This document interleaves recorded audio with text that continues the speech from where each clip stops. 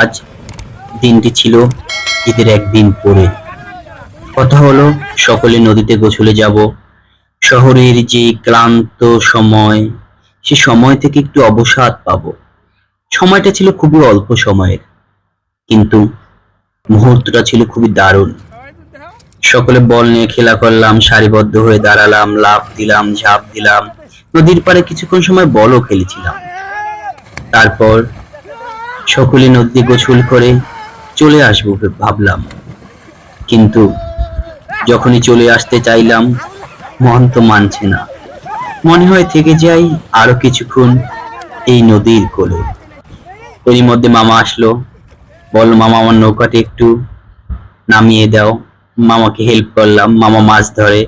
আমরা সকলে ধরে মামার নৌকাটা নামিয়ে দিলাম। তো বললাম মামা, নৌকা নামলাম, আমি একটু ছবি তুলি। মামা বললো সমস্যা নেই, তোলো। মামার নৌকায় কিছুক্ষণ নৌকা বাইলাম, সেটাও ক্যামেরা বন্দি করে রাখলাম। সময়টা খুবই দারুণ ছিল।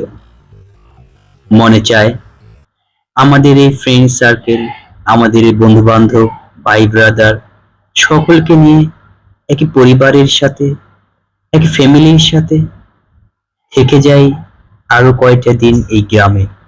কিন্তু আর হলো কই, সকলে নিজের ব্যস্ত জীবনে নিজের পরিবারের দিকে লক্ষ্য করে চলে গেল সবাই শহরে।